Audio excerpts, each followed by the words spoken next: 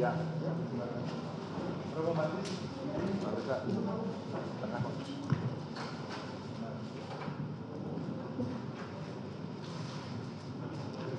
Boleh kami pinjam identitas sekaligus kurikulum vitae barangkali. Ya.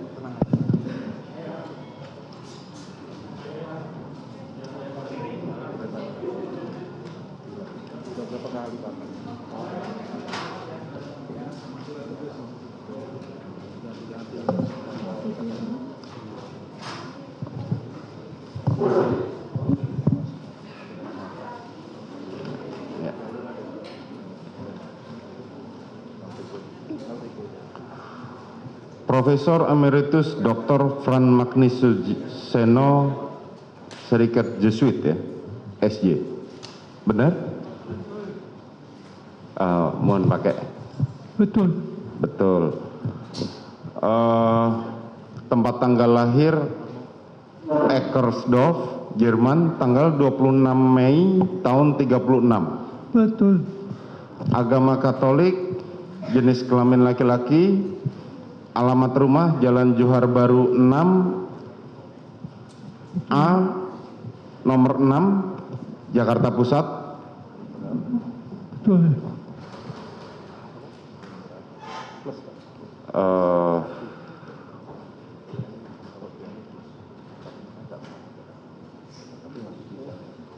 Agama Katolik, pekerjaan pastor.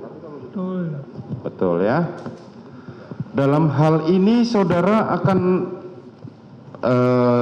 menerangkan sebagai apa? Saya sebagai ahli etika barangkali. Mohon maaf, boleh dibuka maskernya? Supaya suaranya terdengar jelas. Baik. Ya. Saya mungkin sebagai ahli etika filsafat moral. Etika filsafat moral. Betul. Baik.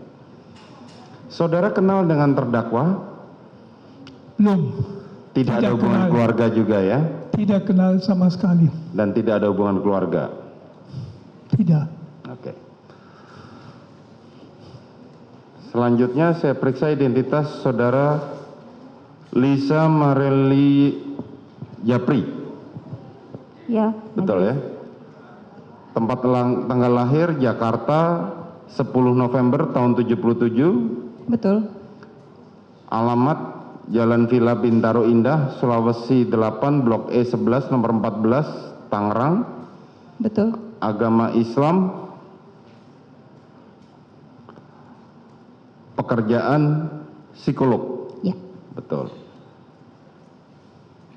Apa yang saudara hendak terangkan dalam hal ini, saudara ahli? Saya selaku psikolog klinis dewasa yang mendampingi Richard Eliezer selama ini. Saudara yang mendampingi Richard Eliezer selama pemeriksaan? Iya. Oke.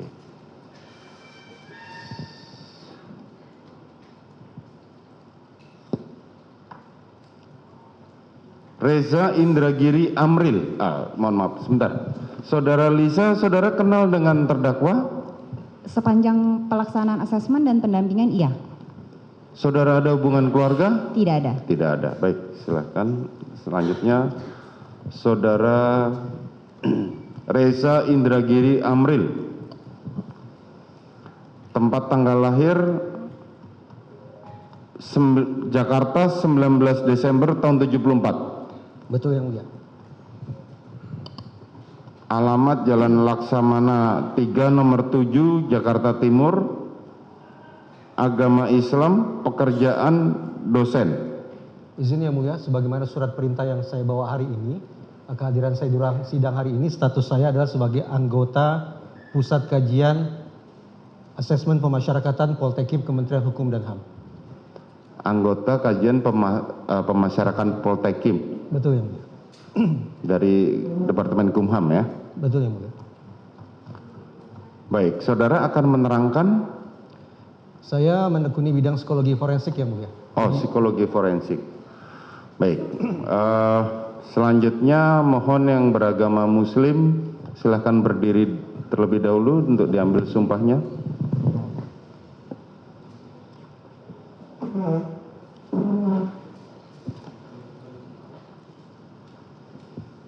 Bismillahirrahmanirrahim. Demi Allah saya bersumpah sebagai ahli dalam perkara ini akan memberikan pendapat tentang soal-soal yang dikemukakan sesuai dengan keahlian saya dan ilmu pengetahuan saya dengan sebaik-baiknya. Amin.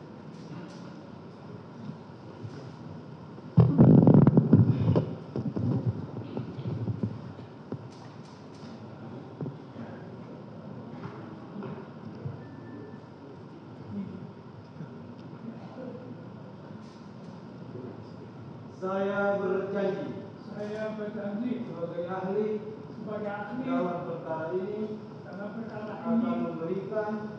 memberikan pendapat-pendapat tentang soal-soal yang dikemukakan sesuai dengan keahlian saya dan ilmu pengetahuan saya dengan sebaik-baiknya. Semoga Tuhan menolong saya.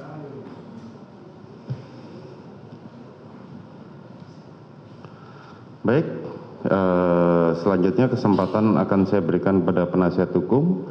Saya berikan waktu kepada penasihat hukum untuk bertanya kepada para ahli ini selama 2 jam. Ya, silahkan manfaatkan sebaik-baiknya.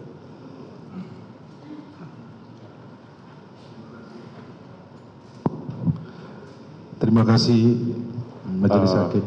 Mohon saksi pegang mic-nya. Ya.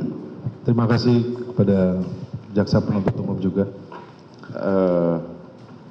Kepada Romo Magnis terlebih dahulu, mohon maaf Majelis karena Romo Magnis telinga kiri lebih ini, jadi kita akan pelan-pelan. Silakan. Terima kasih Majelis. Kepada Profesor Dr. Frans Magnis Huseno, terima kasih sudah berkenan menjadi ahli pada hari ini, merupakan guru besar emeritus Sekolah Tinggi Filsafat Triyakara, Jakarta.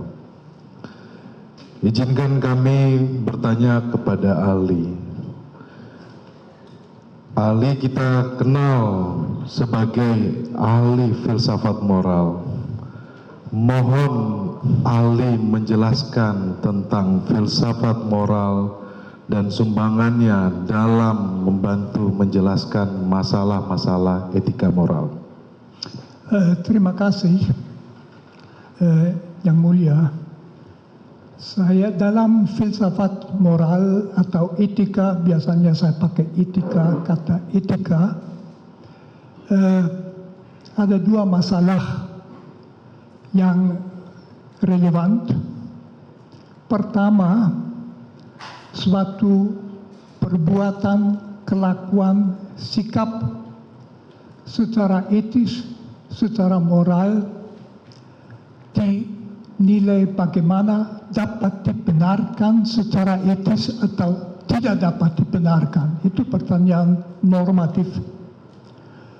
Pertanyaan kedua adalah apabila seseorang melakukan sesuatu yang menurut norma etika tidak dapat dibenarkan, apakah dia harus dianggap secara moral bersalah atau tidak? Bisa saja dia tidak mengerti atau dia bingung. Perkenankan saya sedikit menjelaskan 2 poin ini. Pertama, kita ambil contoh, apakah menembak mati orang yang tidak berdaya, yang tidak mengancam, secara etis dapat dibenarkan? Jawaban etika saya kira unanim, tidak dapat dibenarkan. Tentu ada kekecualian. Satu kecualian itu misalnya algojo dalam menjalankan hukuman mati sesuai dengan undang-undang yang berlaku. Yang satu itu di dalam sebuah pertempuran para kombatan boleh menembak sampai bunuh. Yang ketiga dalam rangka membela nyawa, baik nyawa sendiri dari bela sendiri maupun nyawa orang lain, itu kekecualian. Kecuali dalam 3 kasus ini secara etis jelas menembak mati orang adalah pelanggaran yang berat. Masih poin kedua yang penting di dalam rangka normatif. Apakah orang yang berhak memberi perintah dapat memerintahkan orang lain melakukan sesuatu, misalnya menembak orang yang sudah tidak berdaya sampai mati atau tidak. Di situ juga etika itu jelas jawabannya, memerintahkan sesuatu yang secara etis salah berat, tidak bisa dan tidak ada kewajiban untuk menaatinya, malah perintah yang tidak etis wajib ditolak. Itu yang pertama secara normatif. Pertanyaan kedua yang sudah sejak filsafat moral abad pertengahan, misalnya Thomas Aquinas, terus kan hampir semua filosof moral sependapat. Ada pertanyaan lain, yaitu mengenai kebersalahan orang yang melakukan sesuatu yang secara etis tidak dapat dibenarkan. Katakan saja misalnya ada orang yang atas perintah orang lain menembak mati seseorang. Secara etis orang itu sendiri kualitas moralnya harus dinilai bagaimana. Jawaban di dalam etika itu sebetulnya itu tergantung dari kesadaran orang itu pada saat itu. Misalnya tergantung dari suara hati. Suara hati mengatakan apa pada saat itu. Bisa saja dia bingung karena dia berhadapan dengan 2 norma. Yang satu itu mengatakan menembak mati orang yang sudah tidak berdaya, tidak bisa dibenarkan, titik. Yang kedua, dia diberi perintah oleh orang yang berhak memberi perintah, wajib ditaati supaya melakukannya, lalu dia harus mengikuti yang mana. Etika normatif tadi mengatakan dia harus menolak melakukan perintah seperti itu. Akan tetapi dalam etika yang memeriksa kebersalahan seseorang, dan itu penting, akan ditanyakan apakah dia mempunyai cukup kejelasan. Misalnya dia bingung. Ada misalnya beberapa unsur yang amat sangat bisa Pemirsa, Anda menyaksikan Breaking News Metro TV, saya Jason Sambo. Dan berikut ini langsung saja kita menyimak jalannya persidangan terkait dengan mendengarkan keterangan ahli yang dihadirkan oleh pihak kuasa hukum Richard Eliezer berikut ini. Kita melihat, jadi kalau tadi pertanyaannya proses apa yang dialami seseorang pada saat mau memutuskan suatu tindakan atau berperilaku. Sudah pasti itu melibatkan banyak sekali proses mental. Kita melihat sesuatu, kemudian kita relate-nya, kita mencoba mengasosiasikan dengan memori yang ada di kepala. Kita juga melihat perasaan hati kita seperti apa, dan itu semua terjadi pada komponen yang pada organ tubuh yang kita sebut sebagai otak. Kalau kita lihat otak itu ada beberapa bagian, ada beberapa lobus Ada lobus frontalis, ada lobus parietal, kemudian ada occipital dan ada temporal seperti kita lihat. Yang lobus merah itu, lobus frontal, itu dia bertanggung jawab pada proses berpikir, kemudian juga memorinya seperti apa, tapi sebelum lobus frontal bisa berfungsi, itu biasanya lobus temporal yang kuning dengan biru itu berjalan duluan, termasuk yang hijau. Dia vision, dia melihat dulu seperti apa kondisinya, kemudian dia mencoba untuk merangkai bahasanya, baru setelah itu dia libatkan proses-proses belajar sebelumnya. Nah, semua hal yang masuk dari panca indera ini nanti kemudian bisa mengaktifasi emosi, bisa juga tidak. Emosi itu ada di, kalau gambar yang berikutnya itu ada amigdala, titik kecil, balik lagi. Iya, titik kecil yang di tengah-tengah itu bagian otak yang mengatur emosi. Nah, bagian otak yang mengatur emosi ini kayak manajer. Jadi dia akan mengirimkan sinyal ke semua otak lobus yang lainnya tersebut untuk kemudian memutuskan kira-kira mau berperilaku atau bertindak seperti apa. Kalau sensingnya adalah takut, berarti kemudian sesuai dengan ketakutan ini saya mau seperti apa. Saya contohkan kalau tiba-tiba ada singa muncul di ruangan ini, itu akan amigdala itu akan terpicu pertama kali, penasihat hukum. Nah, dari ketakutan kemudian muncul, itu biasanya yang pertama kali muncul adalah hormon adrenalin. Mulai itu kemudian hormon adrenalin, setelah itu hormon kortisol, hormon stres, yang pada akhirnya akan memicu ini tindakannya mau ngapain, mau kabur, dikaitkan dengan memori, mungkin pernah nonton bagaimana singa menyerang manusia.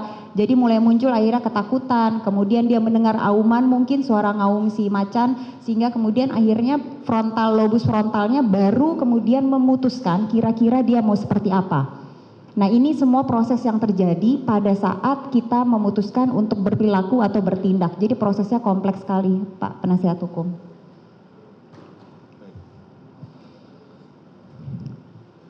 Kemudian apakah kondisi-kondisi tertentu yang bisa membuat seseorang jadi membuat keputusan atau melakukan suatu hal yang tidak baik, namun sebenarnya tidak ia inginkan?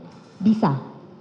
Dalam arti bahwa seperti yang tadi saya jelaskan, ketika otak yang mengatur emosi, majelis hakim yang namanya amigdala itu membajak lobus frontalis yang seharusnya berfungsi untuk melakukan penilaian, menganalisa dengan bijak, itu jadi lumpuh ketika dalam kondisi jiwa batin sangat tertekan, dalam kondisi dia benar-benar tidak diberikan waktu untuk berpikir, proses analisanya tidak dikasih jeda waktu untuk berpikir dengan baik, itu bisa saja terjadi. Belum lagi ada faktor, kalau kita berbicara konstruk psikologis, itu bisa sangat kompleks faktor yang terlibat. Salah satunya juga adalah usia dari si individu tersebut. Berkaitan dengan lobus frontalis sendiri, di dalamnya itu ada namanya prefrontal cortex. Ini baru berkembang, benar-benar berkembang ya, jadi belum menetap. Itu di atas 25 tahun ke atas, majelis hakim. Prefrontal cortex itu adalah otak bagian kita yang berpikir secara dewasa. Jadi dia mampu menganalisa dengan baik, dengan bijak, itu umur 25 tahun ke atas. Jadi di bawah usia itu seperti saya katakan remaja atau dewasa awal itu makanya kadang-kadang masih emosinya meletup-letup. Karena kenapa? Karena amigdalanya yang duluan, amigdala yang bagian otak emosi tadi yang lebih duluan berkembang, sementara si bagian analisanya prefrontal cortex dan lobus frontalisnya itu baru mulai berkembang dengan baik itu 25 tahun ke atas. Jadi bisa saja ketika dia melakukan sesuatu karena persepsinya, emosinya yang lebih dulu teraktivasi, usia lobus frontalisnya belum matang, kemudian ada kondisi tertekan, jiwa batinnya sangat terganggu, itu bisa saja mengakibatkan terjadinya tindakan yang sebenarnya tidak baik.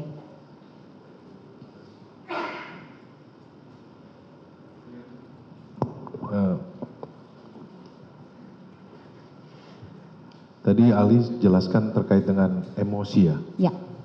Nah, saya perlu penekanan bagaimana peranan emosi dalam mempengaruhi seseorang dalam memutuskan suatu hal. Tadi Ali sampaikan di atas 25 tahun. Iya. Kalau bahasa kita sederhananya lebih stabil ya. Iya. Tetapi di bawah 25 tahun dalam mengontrol emosi tersebut yang tadi Ali sampaikan kelihatannya sulit. Coba Ali lebih menyampaikan kepada kami, kepada majelis hakim, terkait dengan hal apa saja yang mempengaruhi seseorang dalam memutuskan sesuatu hal. Iya, bukannya sulit, tapi sebenarnya lebih butuh usaha untuk mengelola. Jadi majelis hakim kadang-kadang kalau di pertanyaan tadi seperti demikian, apa peranan emosi? Sebenarnya emosi adalah bensin untuk semua perilaku kita. Itu emosi. Sama halnya contoh-contoh simpel. Ketika kita cinta banget seseorang, secara emosi itu bensinnya banyak sekali, kita mau melakukan apapun untuk orang tersebut. Jadi emosi sebenarnya adalah bensin untuk semua tindakan dan perilaku kita. Kalau kita suka pada satu hal, kita senang mata pelajaran tertentu, saking senangnya makanya kita mau belajar banget. Ketika kita sudah benci dengan seseorang, akibat kebencian tersebut kita jadikan itu bensin untuk bisa apa saja, untuk benar-benar menghindari dia, atau kita melakukan balas dendam. Jadi emosi apa peranannya dalam perilaku dan tindakan kita, sebenarnya dia adalah bensin yang melandasi. Hanya saja sayangnya karena emosi itu abstrak, jadi kadang-kadang seringkali tidak terlihat. Yang dilihat sama lingkungan, sama orang lain, bahkan sama diri kita sendiri, itu adalah perilaku yang tampak. Jadi kita nggak ngelihat apa emosi yang melandasi ketika perilaku itu terjadi.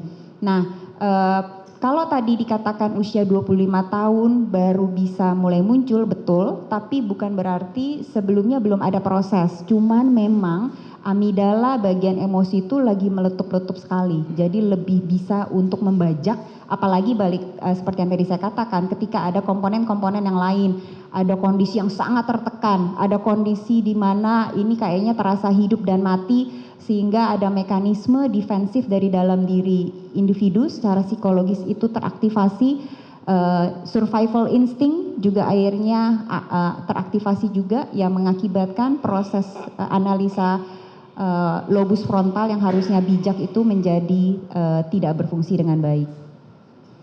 Terima kasih Ali. Tadi Ali sampaikan bahwa dalam laporan yang selama ini Ali mendampingi Richard Eliezer, bahwa Richard Eliezer memiliki kecenderungan untuk patuh pada lingkungan sekitar. Bisa dijelaskan proses psikologis yang terjadi hingga membuat seseorang menjadi seperti ini atau Richard Eliezer? Iya, boleh ke slide selanjutnya, mohon maaf majelis hakim. Ya, kalau kita berbicara mengenai kepatuhan, kepatuhan itu juga salah satu konstruk dalam ilmu psikologi. Ini adalah satu bentuk pengaruh sosial yang menyebabkan orang lain mau melakukan suatu hal atau beragam tindakan dikarenakan kepatuhannya pada orang lain yang dirasa lebih punya kuasa. Jadi kita harus membedakan antara kepatuhan dengan konformitas. Kalau konformitas itu melibatkan permintaan, kalau kepatuhan itu biasanya melibatkan perintah. Sementara kalau yang berikutnya kepatuhan itu konformitas biasanya lebih kepada bagaimana kita menyesuaikan diri dengan lingkungan. Tapi kalau kepatuhan itu lebih kepada menggunakan unsur kekuatan karena kita takut, karena kita cemas, karena kita khawatir, makanya kita patuh. Jadi itu adalah bentuk kepatuhan dalam psikologi. Ya, bagaimana dengan Richard Eliezer terkait dengan? Oke, kalau dari Richard Eliezer, dari hasil tesnya saja sudah membuktikan dia punya tingkat kepatuhan yang sangat tinggi. Jadi itu memang bisa diukur tuh obediensi seseorang, tingkat level kepatuhan dia pada lingkungan sekitarnya seperti apa. Dan dari hasil tes tersebut terlihat bahwa Richard Eliezer mempunyai level kepatuhan yang sangat tinggi, sehingga dia punya kerentanan khusus, kecenderungan tertentu untuk lebih patuh pada lingkungan. Itu dari sisi kepatuhan saja. Baik. Terima kasih Ali. Bisa dijelaskan juga, tadi kan sudah jelas terkait dengan kepatuhan dari seorang Richard Eliezer, kemudian kan di dalam peristiwa ini ada rasa takut juga. Ya. Apakah dalam melakukan pendampingan ahli melihat atau mengetahui hal tersebut karena melakukan assessment?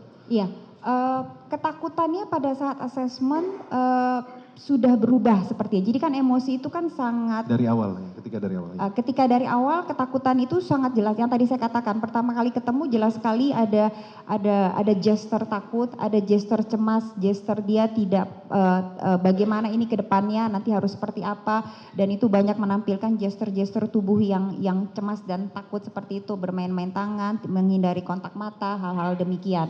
Itu terlihat sekali. Tapi seiring dengan waktu ketakutan itu karena emosi itu sesuatu yang sangat dinamis, jadi dia berubah biasanya, bertransformasi lah katakan, apalagi kemudian ada proses adaptasi, ada proses pembelajaran, ada proses dia mungkin mulai level up, mulai yakin, ada kepercayaan diri, mulai masuk yang kalau kita bilang di situ ada yang namanya intelligent disobedience, jadi proses-proses intelijen analisanya dia mulai jalan. Kalau berkaitan dengan yang sebelumnya, ketika yang banyak berperan adalah amigdala, otak emosi, jadi dia lagi takut sekali, cemas sekali, khawatir sekali, tapi seiring dengan waktu ketika perlahan-lahan mulai ada dukungan kepada dia, baik dari orang tua, dari para penasihat hukum, dari banyak hal, analisanya mulai jalan, apa yang harus dia lakukan. Nah, ini kemudian emosi takut ini tertransformasi menjadi paling tidak dari hasil tes yang terlihat ada kecenderungan hipomania.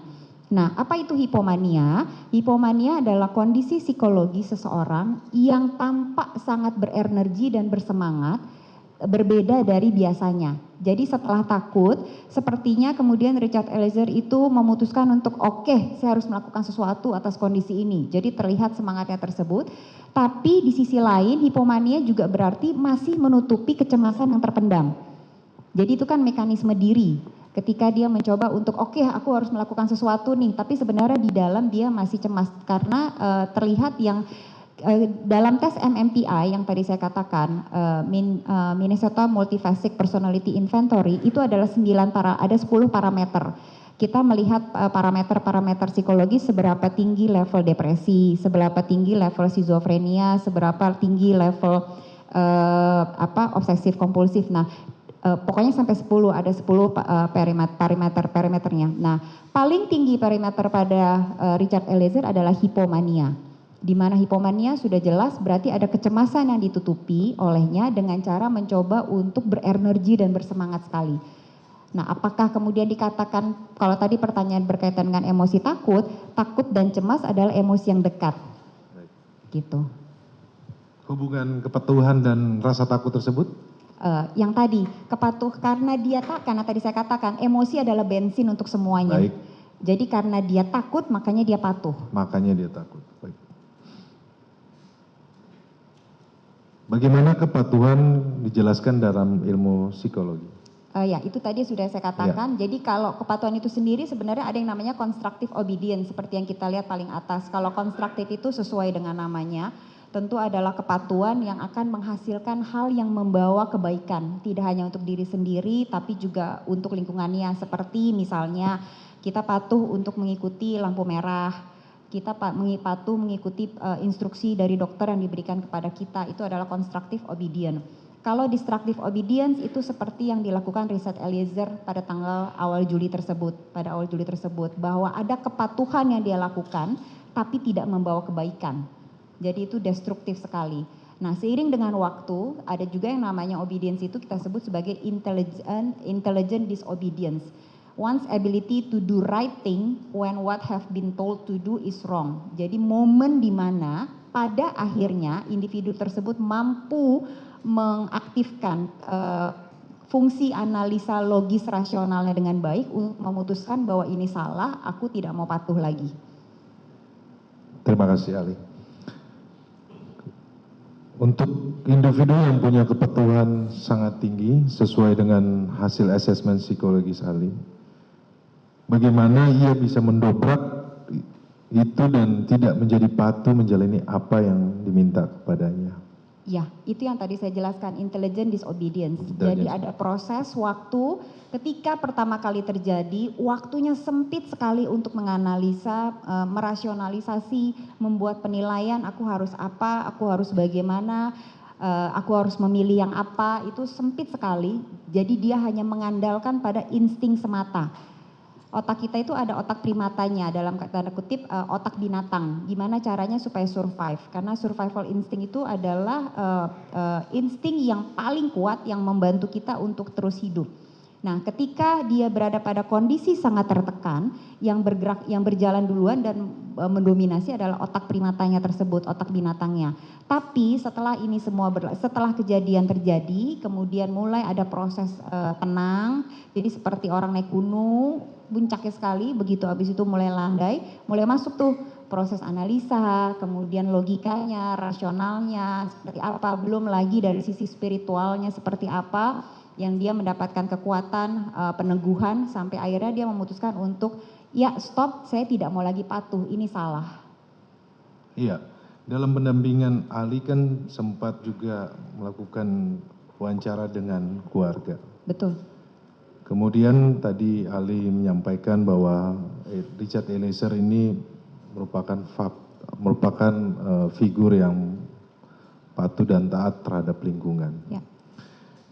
Apakah saudara Ali ketika melakukan interview kepada keluarga dari Richard Eliezer mendapati situasi dari keluarga yang mengakibatkan seorang Richard Eliezer ketika diberikan pilihan, dia tidak bisa memilih?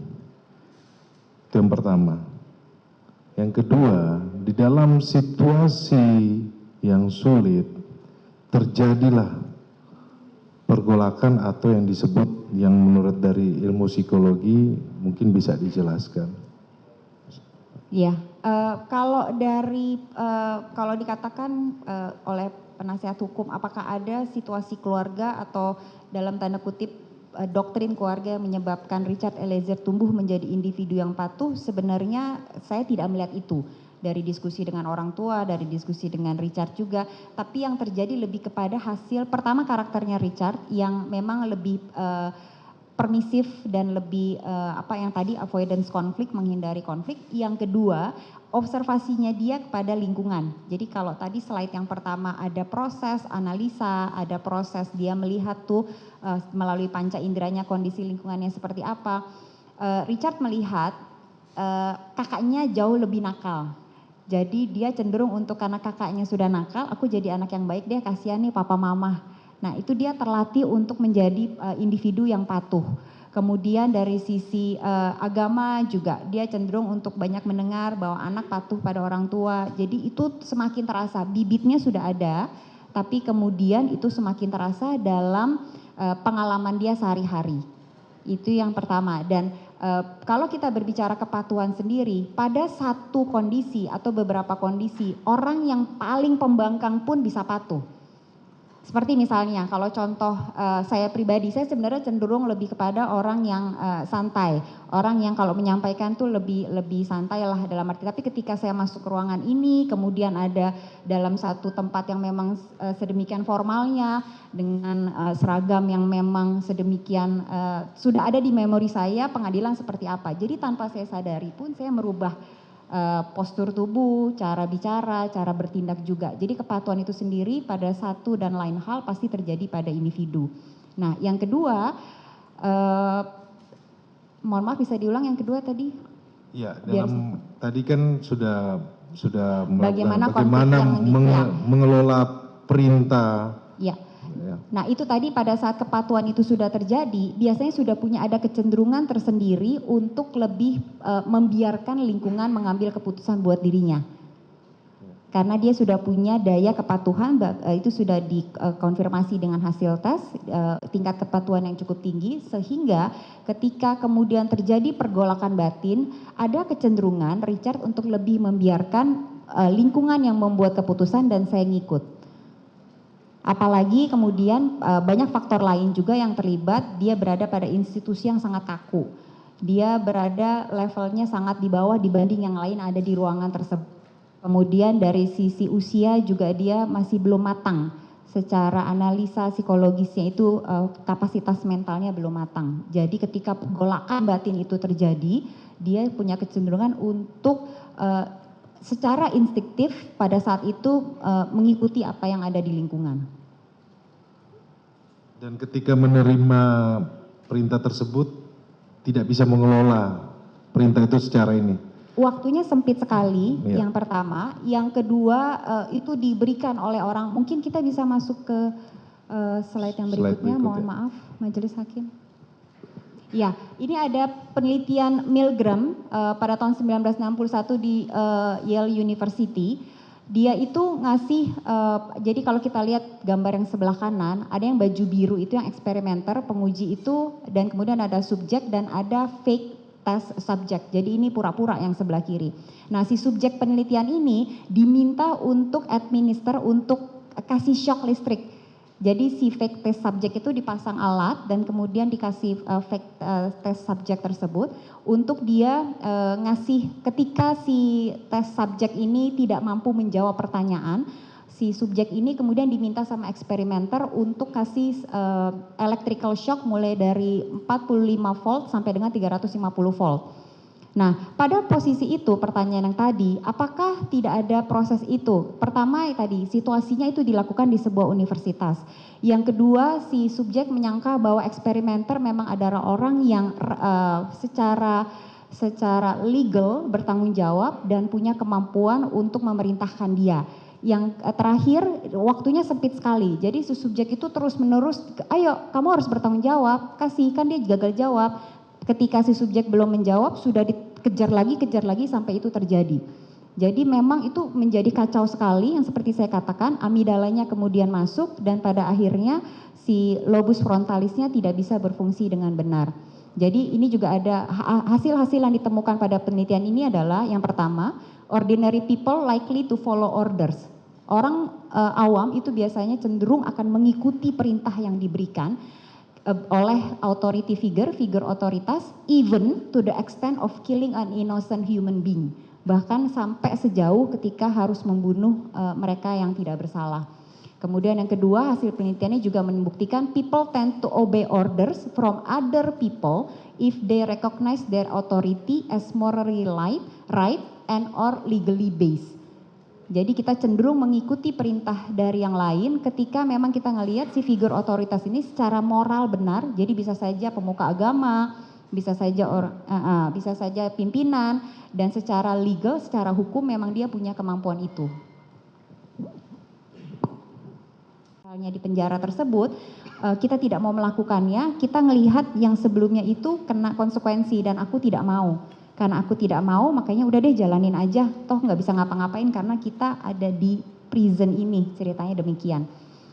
Dan itu kalau kita lihat, kalau berbicara mengenai relasi kuasa yang tadi, absolute power corrupts absolutely. Jadi Zimbardo menemukan mereka-mereka yang memiliki kuasa absolut itu biasanya punya kecenderungan untuk korupsi absolutely juga. Yang kedua, those who were given the position of authority quickly took advantage of their role. Karena penelitian ini harusnya hanya dilakukan selama 14 hari. Jadi ceritanya hanya 14 hari di mana mereka semua ini adalah dibayar ceritanya. Mau nggak ikut dalam penelitian ini? Ini ada yang berperan sebagai kepala penjaga penjara, ada yang berperan sebagai yang di penjara. Tapi penelitian ini harus dihentikan pada hari ke-6 karena mereka-mereka yang berperan sebagai kepala penjara itu corrupt absolutely, yang menimbulkan si istilahnya yang di penjara itu menjadi punya gangguan kesehatan mental.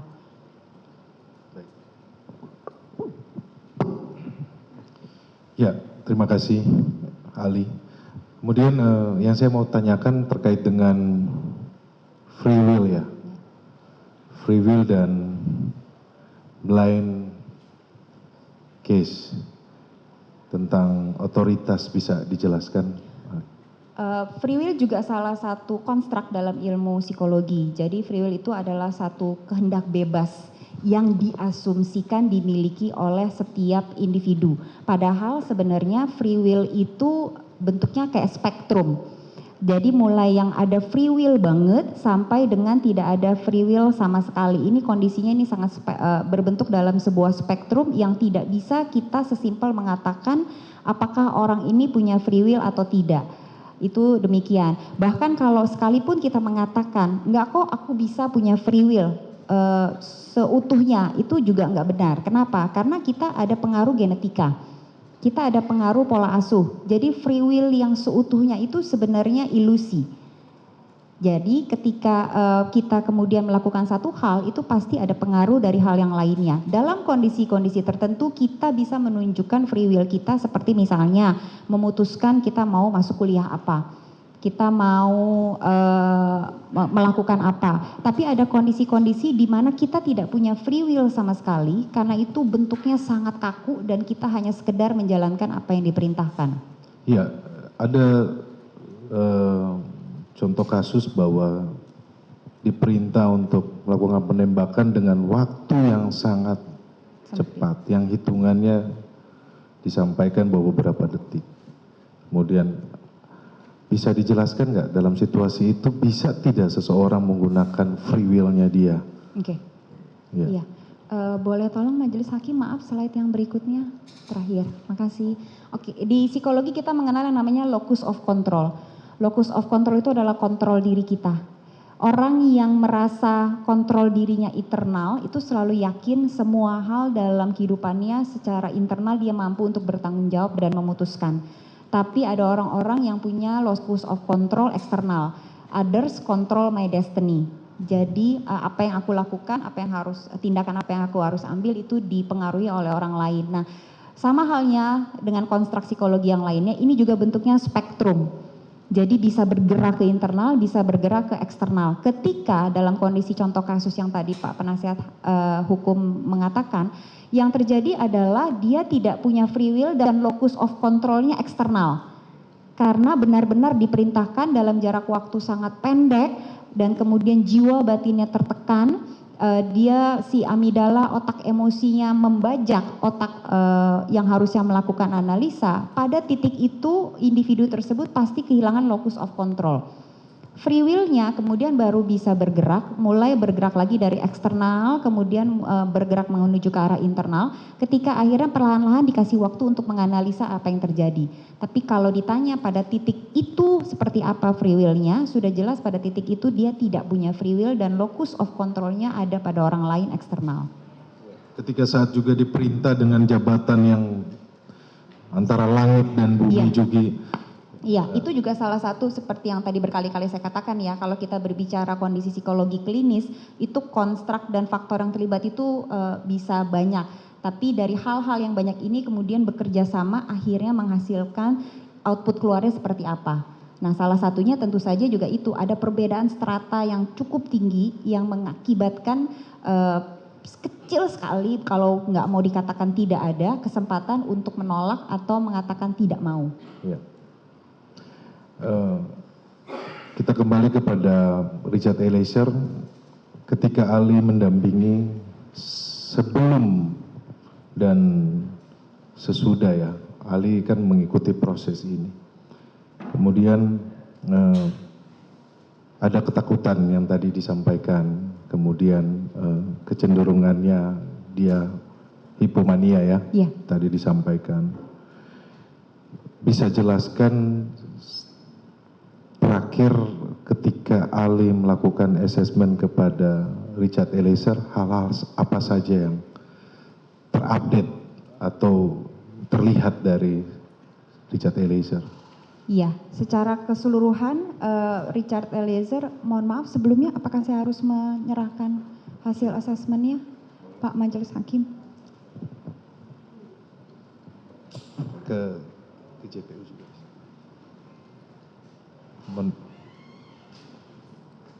Jadi secara ilmiah Majelis Hakim asesmennya kita siapkan untuk Majelis Hakim dan Jaksa Penuntut Umum.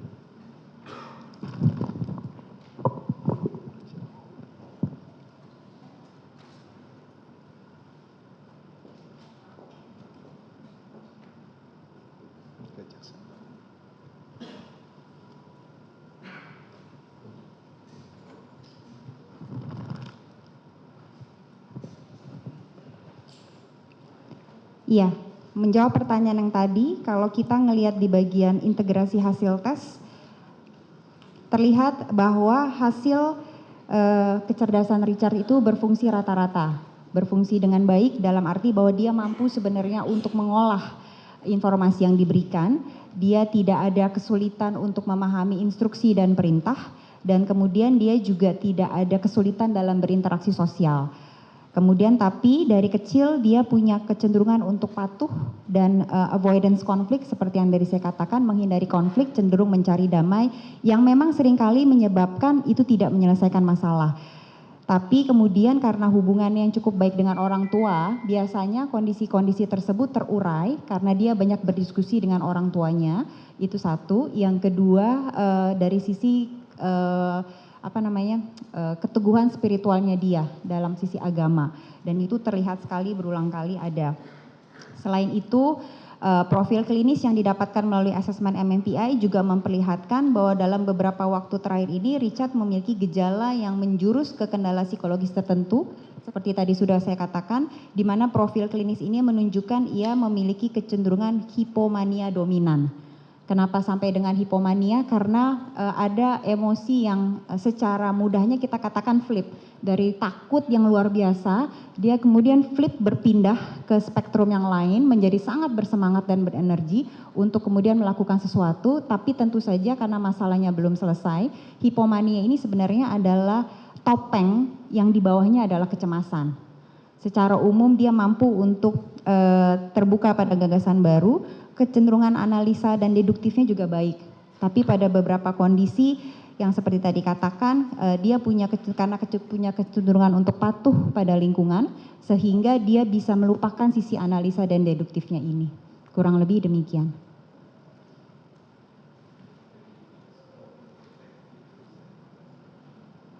Bagaimana?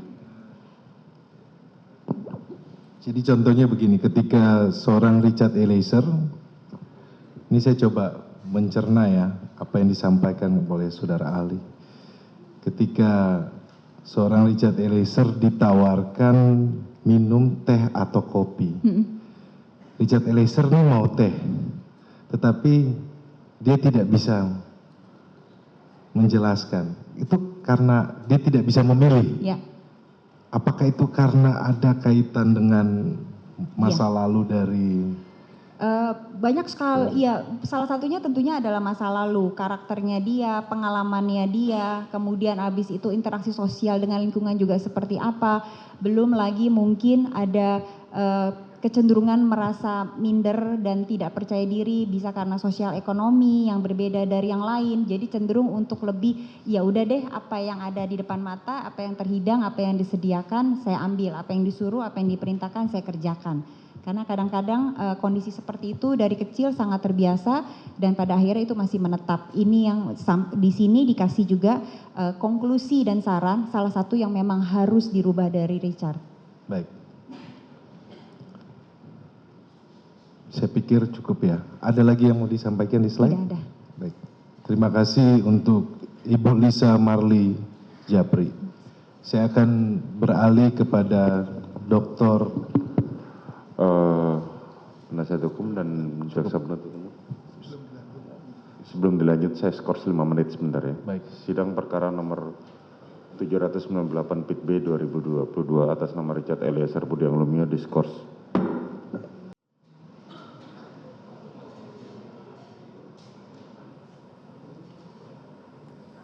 Anda kembali bersama kami di Breaking News Metro TV, pemirsa, dan saat ini sidang mendengarkan keterangan ahli yang dihadirkan oleh pihak kuasa hukum Richard Eliezer. Saat ini diskors untuk sementara waktu, untuk nantinya dilanjutkan dengan mendengarkan keterangan ahli lainnya, yaitu ada Dr. Reza Indragiri Amril selaku psikolog forensik.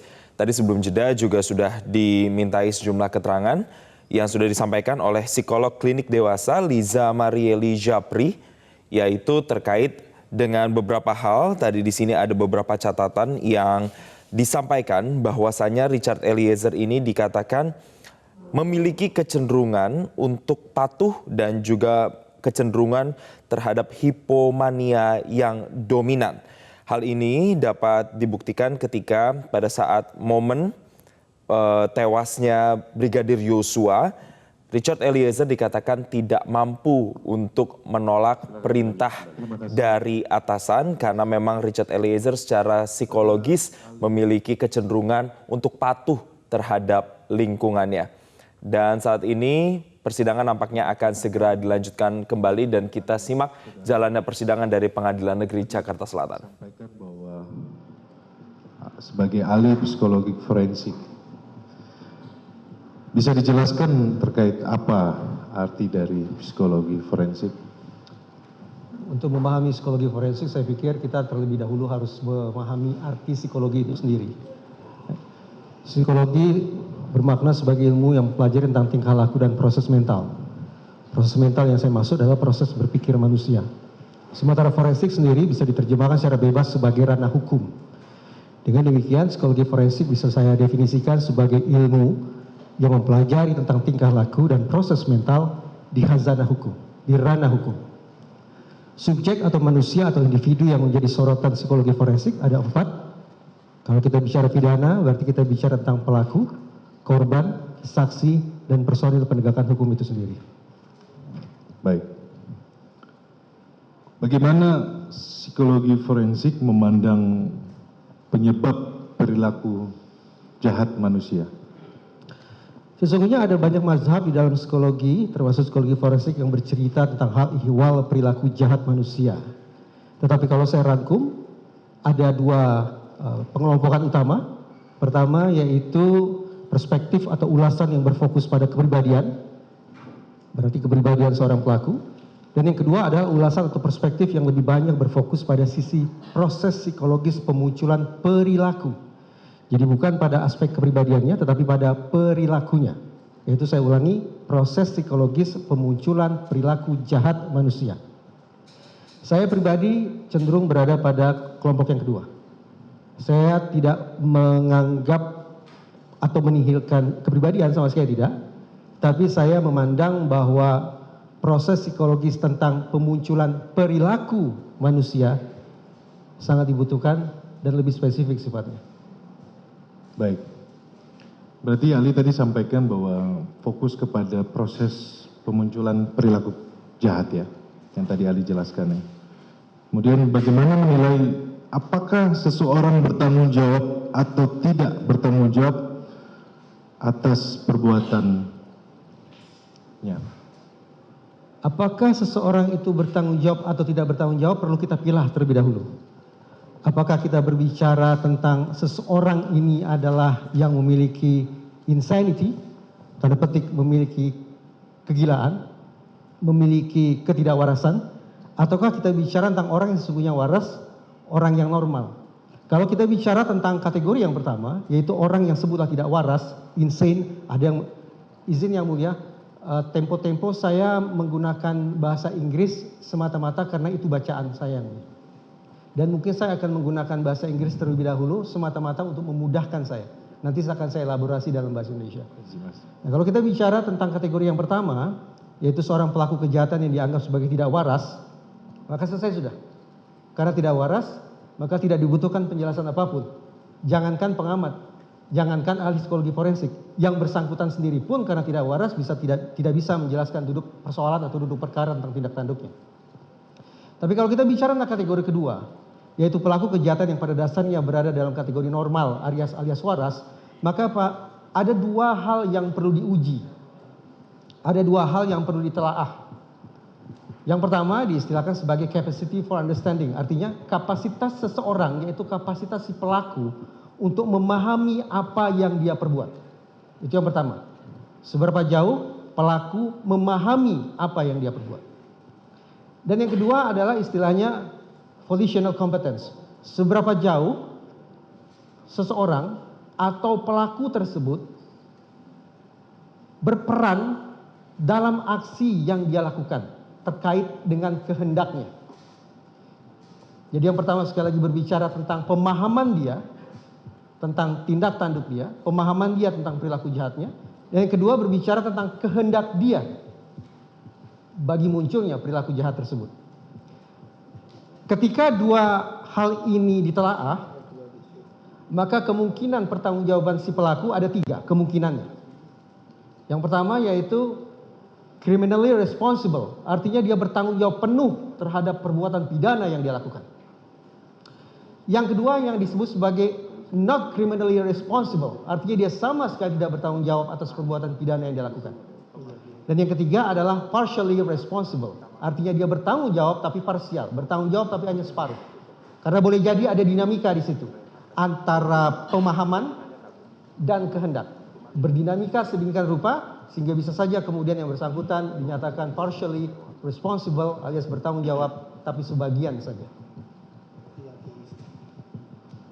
Baik, menarik ya. Tadi Ali sampaikan ada 3 poin ya.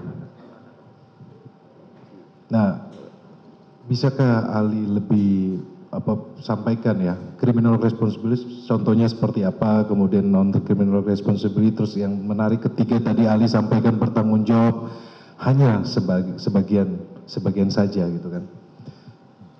Penentuan apakah seorang pelaku itu criminally responsible, artinya bertanggung jawab penuh, dilihat ketika bisa dipastikan atau diyakinkan bahwa pelaku tersebut memiliki pemahaman sekaligus kehendak utuh atas perbuatannya. Jadi sempurna sudah. 2 hal tadi itu terpenuhi pada yang bersangkutan. Sebaliknya, pada pelaku yang dinilai not criminally responsible atau tidak bertanggung jawab atas perbuatannya adalah karena kebalikannya. Karena yang bersangkutan tidak punya pemahaman dan yang bersangkutan tidak punya kehendak atas perbuatannya. Yang ketiga adalah yang berdinamika.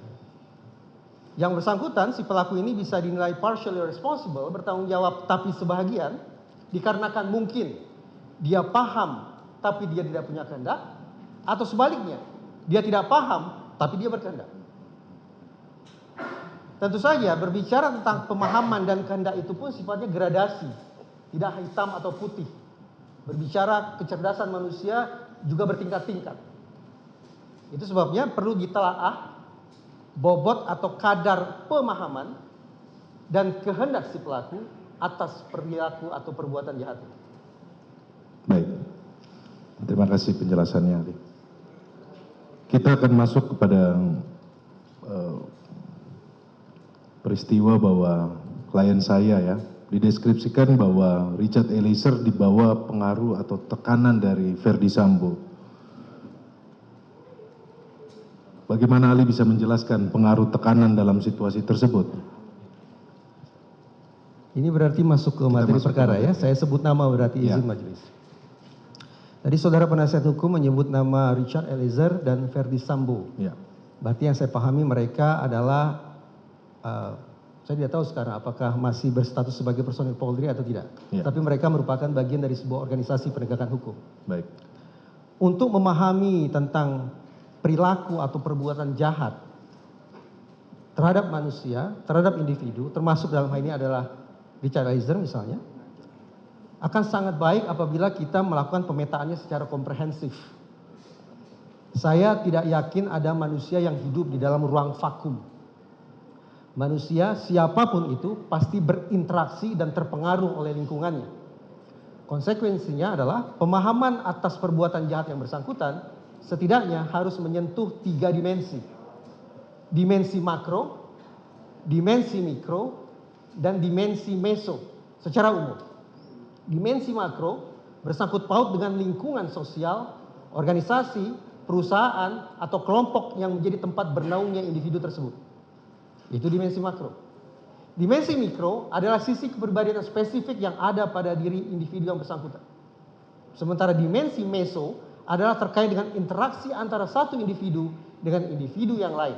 Dalam konteks ini sebagaimana ditanyakan oleh penasihat hukum, dimensi meso yang dimaksud adalah, saya petakan, interaksi antara Richard Eliezer dengan Verdi Sambo. Itu penjelasan umumnya. Apabila dibutuhkan saya akan elaborasi satu persatu. Baik, saya minta untuk ini pada Ali. Saya mulai dari dimensi makro terlebih dahulu. Makro, ya. Sekali lagi, sepemahaman saya, baik itu Richard Eliezer maupun Verdi Sambo adalah bagian dari institusi kepolisian. Baik. Institusi lembaga penegakan hukum. Di dalam organisasi kepolisian, ada satu instrumen yang sangat vital, yang sangat penting, yang sangat krusial yang harus dimiliki oleh setiap personil. Harus dimiliki oleh setiap personil, yaitu jiwa korsa. Jiwa korsa merupakan sumber stamina, sumber energi, sumber eksistensi bagi setiap insan kepolisian. Jiwa korsa termanifestasikan lewat perilaku setia kawan, Mereka menggunakan kosakata yang sama, mereka menggunakan cara berpikir yang sama, mereka menunjukkan ketaatan, mereka menunjukkan ketundukan, kepatuhan, keseragaman. Itulah jiwa korsa yang harus dimiliki oleh setiap insan kepolisian. Namun berdasarkan studi, tidak dapat dipungkiri bahwa tempo-tempo ada jiwa korsa yang muncul dalam bentuk yang menyimpang. Inilah yang oleh Profesor Farouk Muhammad disebut sebagai salah satu subkultur menyimpang, yaitu kode senyap atau code of silence. Kode senyap atau code of silence adalah istilah untuk menunjuk bahwa jiwa korsa, sekali lagi, tempo-tempo termanifestasikan dalam bentuk penyimpangan. Misalnya, menutup-nutupi kesalahan sejawat. Contoh lain, ketaatan, kepatuhan, dan tidak memberikan koreksi kepada siapapun yang sudah memberikan perintah. Itu contoh jiwa korsa menyimpang. Code of silence yang kalau berdasarkan riset terjadi atau bahkan sudah menjadi fenomena di sekian banyak organisasi kepolisian. Itu dimensi makro. Konsekuensinya adalah ketika kita memberikan sorotan terhadap Richard Eliezer misalnya, atau Verdi Sambo misalnya, karena dua nama itu disebut oleh penasihat hukum, menurut saya kita tidak bisa abai terhadap jiwa korsa ini, termasuk kemungkinan adanya jiwa korsa menyimpang yang mereka lakukan. Karena tadi saya katakan, jiwa korsa merupakan sumber stamina yang mutlak harus dimiliki oleh setiap insan kepolisian. Itu dimensi makro. Dari dimensi makro, semestinya saya pindah ke dimensi mikro. Tapi dengan segala hormat, karena saya tidak kenal saudara Richard Eliezer, dan saya tidak pernah berinteraksi sedikit pun dengan beliau, Betul. maka praktis saya tidak bisa memberikan ulasan terkait dengan dimensi mikro, yaitu terkait individu yang bersangkutan. Ya, menarik tadi karena Ali di samping tadi sebelum Ali kan dari ahli psikologi sudah menyampaikan terkait dengan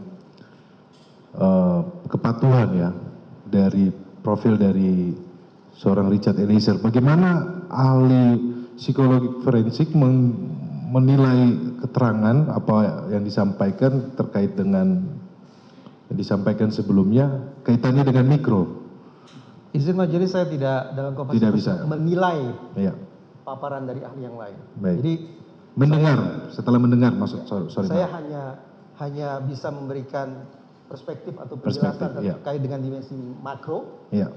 Dimensi mikro saya kesampingkan karena saya tidak kenal. Baik. Lalu saya pindah ke dimensi meso, yaitu interaksi antara dua nama yang tadi saudara penasihat hukum sebutkan, yaitu Richard Eliezer dan Verdi Sambo. Tadi seingat saya saudara penasihat hukum menyebut kata tekanan. Ya. Tekanan bahwa Richard Eliezer disebut melakukan sebuah perbuatan pidana karena berada di bawah tekanan. Baik. Tekanan itu bersumber dari Verdi Sambo. Baik. Dengan situasi atau relasi sedemikian rupa, maka izinkan saya terjemahkan dulu dalam istilah psikologi forensik. Dalam istilah psikologi forensik, relasi sedemikian rupa atau klaim yang diutarakan oleh saudara penasihat hukum disebut sebagai superior order defense. Superior order defense. Saudara ahli, mohon mic-nya didekatkan karena direkam semuanya. Biar terdengar ahli. Relasi saya ada di dimensi meso ya sekarang, dimensi meso yaitu interaksi antara dua orang, yaitu interaksi antara Richard Eliezer dan Verdi Sambo.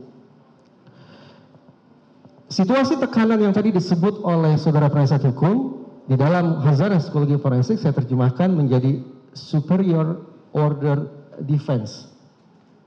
Yaitu bagaimana seorang pelaku membela dirinya dengan mengklaim bahwa perbuatannya tidak lain tidak bukan adalah akibat adanya sebuah tekanan.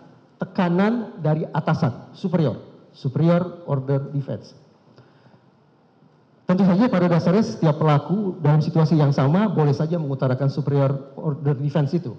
Tetapi di dalam Khazanah Psikologi Forensik diperlukan telaah 3 tahap untuk memastikan, untuk meyakinkan apakah klaim tersebut bisa diterima atau tidak bisa diterima.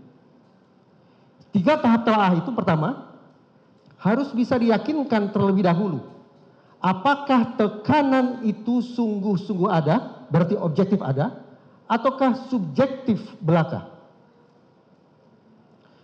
Apabila hasil pengujian atau hasil telaah memastikan bahwa tekanan itu objektif ada, Maka baru masuk ke tahap kedua, yaitu menakar apakah yang bersangkutan memiliki kesempatan, kemampuan, kekuatan, kewenangan, instrumen apapun itu yang bisa dia gunakan untuk melarikan diri menjauhi situasi tekanan tersebut.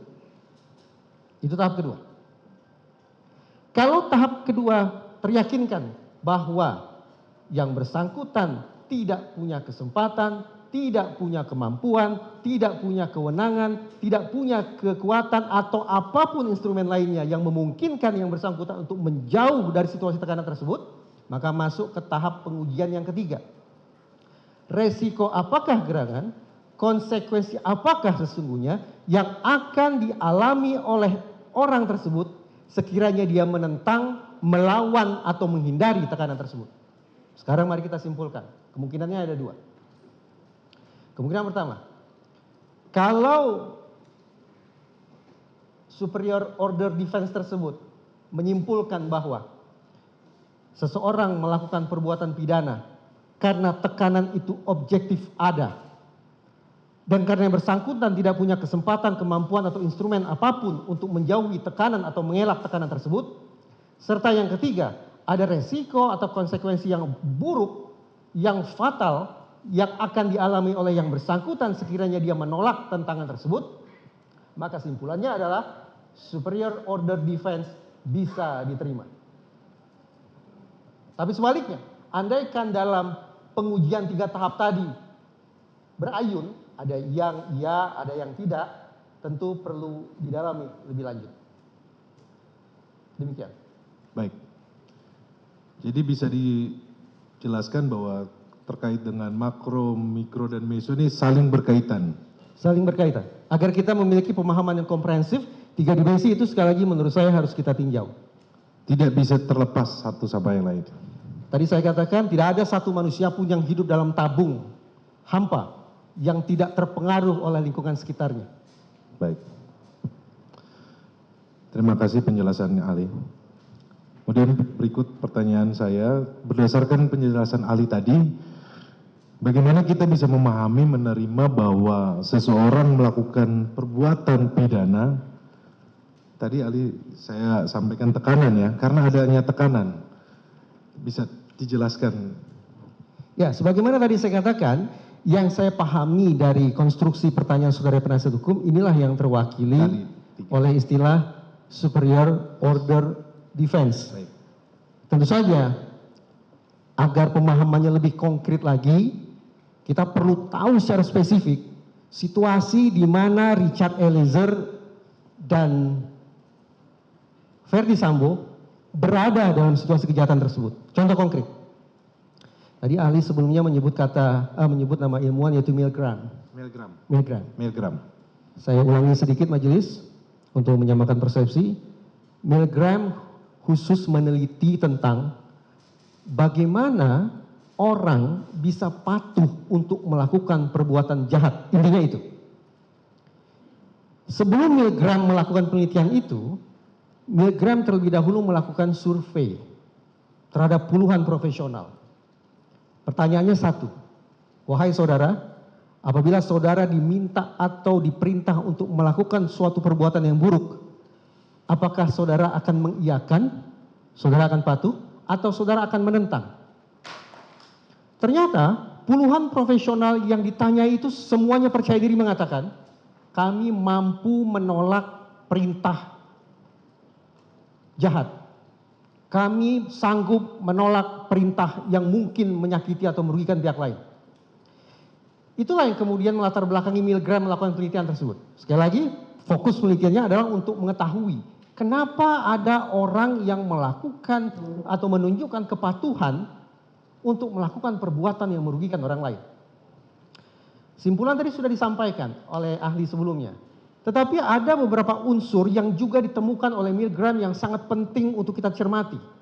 Dan barangkali, sekali lagi saya tandaskan, barangkali ini juga akan bisa membantu majelis dalam memahami seberapa jauh temuan Milgram ini relevan dalam situasi interaksi antara Richard Eliezer dengan Verdi Sambo. Pertama, kata Milgram, kepatuhan seseorang untuk melakukan perbuatan jahat, kepatuhan seseorang untuk melakukan perbuatan yang buruk, ditentukan oleh siapa pemberi instruksi itu. Apakah sosok itu punya otoritas atau tidak punya otoritas. Itu yang pertama. Yang kedua, temuan Milgram. Kepatuhan seseorang terhadap perintah atau instruksi yang diberikan kepadanya ditentukan pula oleh busana apa yang dipakai oleh si pemberi perintah.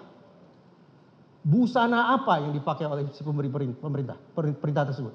Jadi kalau tadi Ali sebelumnya menyebut kata eksperimenter, Milgram mengkombinasikan. Dalam situasi tertentu, eksperimenter pemberi perintah tidak pakai kostum peneliti warna putih. Baik. Tapi pada situasi lain pakai kostum warna putih. Ternyata ada perbedaan tingkat kepatuhan. Bahwa para subjek penelitian tersebut memiliki tingkat kepatuhan lebih tinggi ketika eksperimenter yaitu pemberi perintah mengenakan kostum sebagai peneliti. Jadi kostum sangat mempengaruhi tingkat kepatuhan. Itu yang kedua. Yang ketiga, apakah perintah tersebut disampaikan atau diberikan di lingkungan yang otoritatif atau tidak? Tadi disampaikan oleh sebelumnya, penelitian oleh Milgram berlangsung di perguruan tinggi. Jadi kita bisa bayangkan akan ada perbedaan tingkat kepatuhan para subjek apabila harus dibandingkan misalnya, ini hanya misalnya, perintah diberikan di perguruan tinggi, di laboratorium di perguruan tinggi, dengan perintah diberikan di warung makan misalnya. Ini akan berbeda ekstrim. Nah, dari kombinasi penelitian tersebut, Milgram menyimpulkan yang ketiga, bahwa tingkat kepatuhan lebih tinggi ketika disampaikan di lokasi yang otoritatif.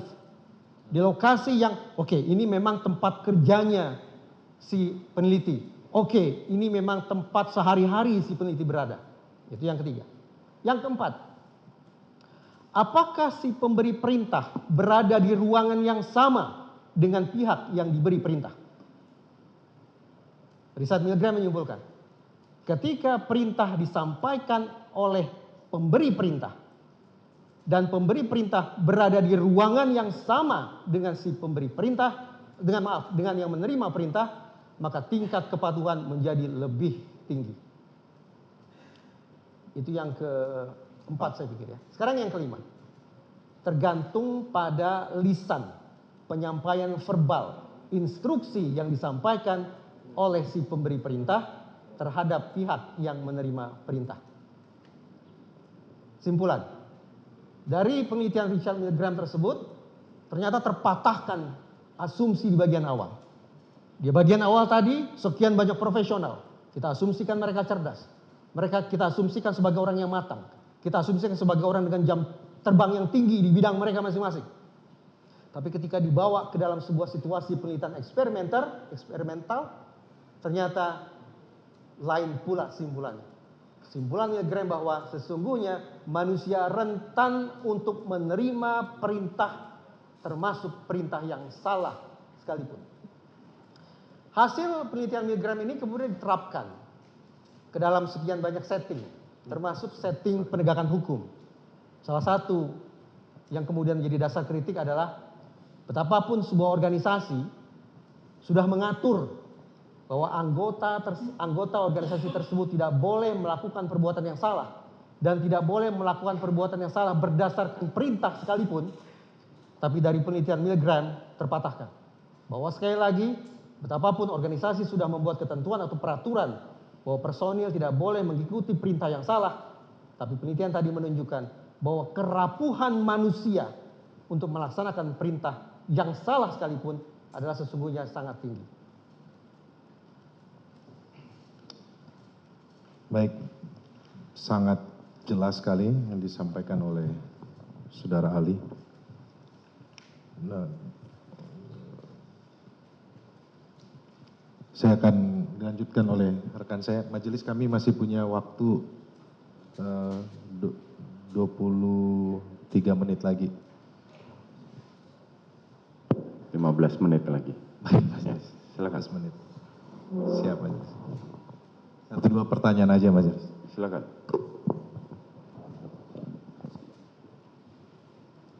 Ya, izin melanjutkan yang mulia untuk ahli psikolog klinis.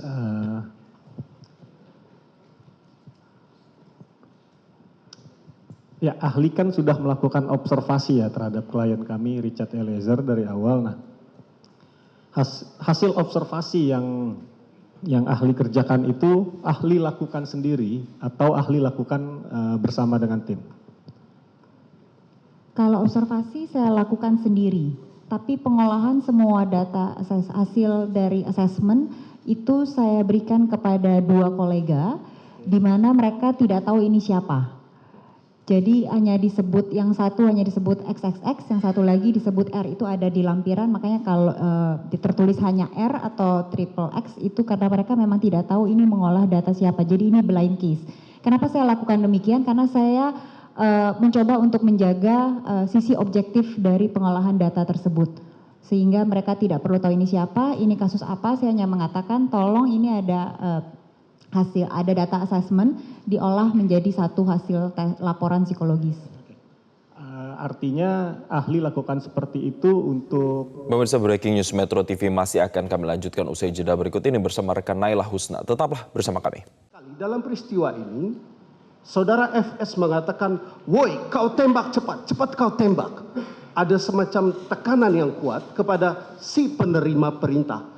Jika melihat semua kategori yang ahli jelaskan tadi, menurut hemat kami memenuhi unsur-unsur yang ini semua. Oleh karena itu, kami mau tanya dari sudut pandang psikologi forensik, apakah hal-hal ini dapat mempengaruhi penilaian ahli sebagai ahli forensik untuk membuat suatu judgement bahwa terhadap si penerima perintah dalam kondisi yang seperti ini tidak bertanggung jawab, atau kalau bertanggung jawab sedikit sekali pertanggungjawabannya. Silakan. Saudara penasihat hukum ini meminta saya untuk membuat judgement ya? Membuat judgement. Okay. Secara psikologi forensik. Ya, izin majelis, jadi saya membuat judgement itu. Tadi sempat saya sampaikan bahwa di khazanah psikologi forensik untuk menakar pertanggungjawaban seseorang dibutuhkan 2 hal yang harus ditelaah. Pertama, ini disilakan sebagai cognitive competence, yaitu capacity for understanding, yaitu seberapa jauh kapasitas untuk memahami perbuatan yang dia lakukan. Dan yang kedua adalah volitional competence, berarti berbicara tentang kehendak yang bersangkutan untuk menampilkan perbuatan tersebut. Kedua hal ini harus terus-menerus digunakan untuk menjudge seseorang. Nah, secara meso tadi sudah saya sampaikan bahwa interaksi antara Richard Eliezer dan Verdi Sambo harus dipahami secara spesifik, harus dipahami secara konkret. Saya tidak tahu spesifik atau konkretnya seperti apa relasi mereka pada saat itu. Di ruangan itu saya tidak tahu. Tapi yang jelas saya sampaikan tadi beberapa temuan Milgram yang barangkali relevan untuk juga dicermati, dikaji dalam persidangan ini. Dan juga jangan lupakan dimensi makro, bahwa boleh jadi terhadap Richard Eliezer ini tekanan sebagaimana disebutkan oleh penasihat hukum tidak hanya datang dari Verdi Sambo. Tapi pada dasarnya Richard Eliezer ini sebagai individu yang dinaungi oleh sebuah kultur tertentu di kantornya. Kultur yang saya sebut tadi sebagai jiwa korsa. Apakah yang terjadi kemudian merupakan salah satu contoh jiwa korsa menyimpang, code of silence? Tentu saja saya tidak tahu.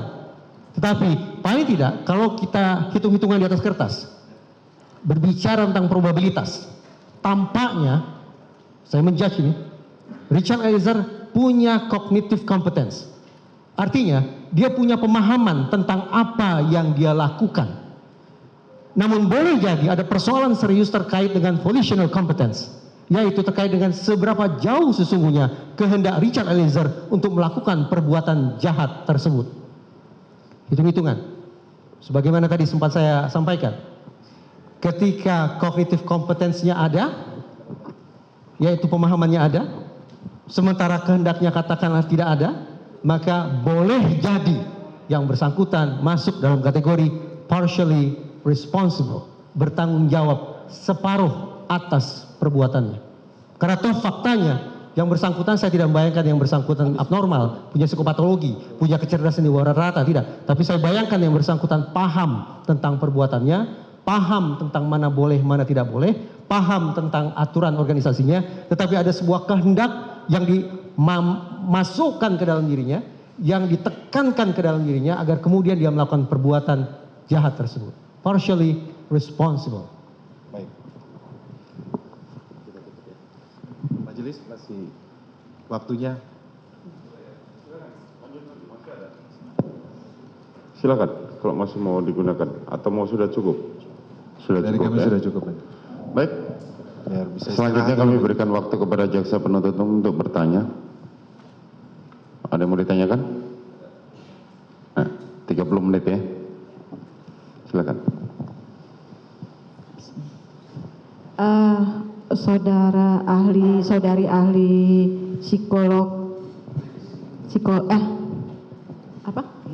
klinis. Tadi mengenai free will, ya. Tadi kan berarti free will ini bisa diartikan suatu kehendak bebas.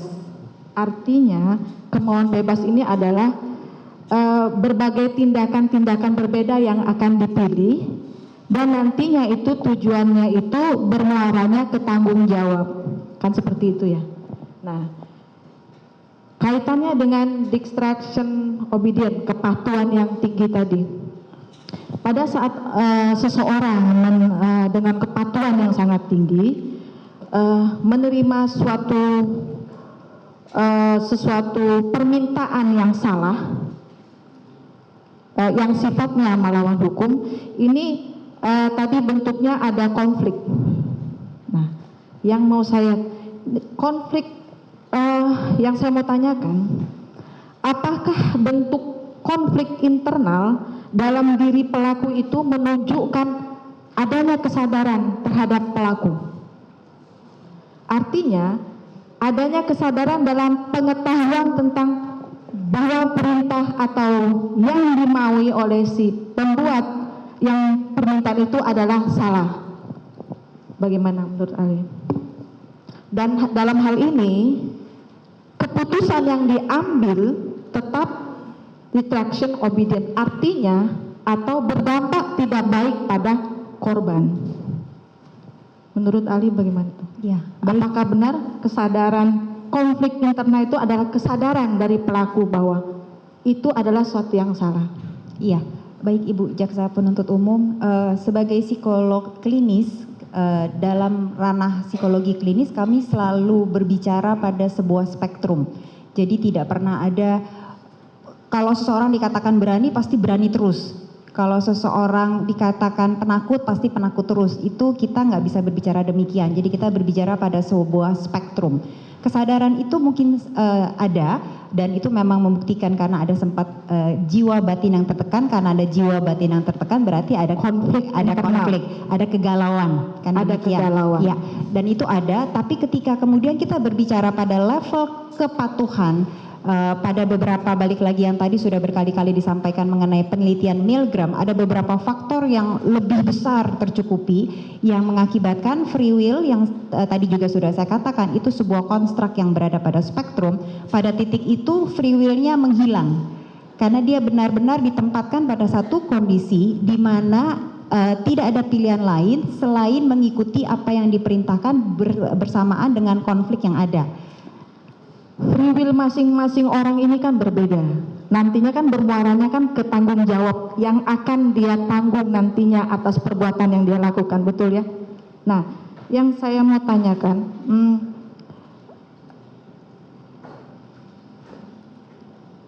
keputusan yang diambil oleh pelaku ini kan membuat yang dipilihnya ini yang merugikan bagi korban itu sendiri. Konflik internal itu misalnya gini, ada nggak jarak, bagaimana sih orang konflik internal itu? Kan ada pemikiran, benar nggak sih, salah nggak sih kalau aku melakukan ini, benar nggak itu? Itu artinya adanya kesadaran. Artinya gini, menurut saya gini, ini perbuatannya ini, dengan konflik internal ini terus akhirnya dia kepatuhan yang dia ambil ini, oke lah kita memahami, tapi itu tidak dibenarkan, betul tidak? Iya, saya tidak menganulir apa yang dilakukan oleh Richard Eliezer. Ya, artinya boleh kita pahami apa pilihannya, tapi pilihan itu tidak dibenarkan, betul nggak? Pilihan yang dilakukan sama Richard Eliezer. Karena pilihannya ini, kepatuhan ini menghilangkan nyawa gitu, artinya tetap tidak baik untuk korban itu. Betul.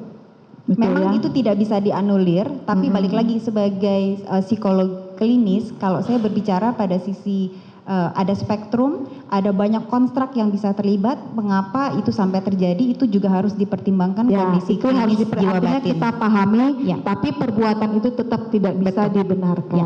Ya. Dilanjut dulu. Baik, terima kasih. Mohon izin untuk Romo Fran Magnis Suseno. Saya awali dari Romo terlebih dahulu. Tadi Romo sudah menjelaskan bahwa tidak ada kewajiban untuk mentaati suatu perintah yang salah atau perintah yang bertentangan dengan moral dan etika. Demikian ya Romo ya. Nah, dari sisi filsafat moral sendiri Romo, ketika seseorang yang diperintah untuk melakukan suatu perbuatan yang jahat taruhlah, ya kan? Nah, kemudian antara yang memerintah dan diperintah, ya kan? Dari sisi filsafat moral, apakah mengenal ada perbedaan pertanggungjawaban terkait derajat kesalahan dari masing-masing pelaku ini, Romo? Apakah semua pelaku mempunyai derajat yang sama terhadap kesalahan yang dilakukan? Maaf, bisa sedikit lebih lambat saya. Baik, Romo. Dari filsafat moral itu apakah mengenal? Silakan. Baik. Suara saya agak kerasan nggak apa-apa ya Romo ya. Mohon izin, maaf ini. Baik. Tadi Romo menjelaskan bahwa, ya kan, tidak ada kewajiban untuk mentaati suatu perintah yang salah, ya kan? Dilihat dari sisi filsafat moral dan etika. Karena sesuatu hal yang bertentangan dengan moral dan etika itu tentunya tidak boleh dilakukan.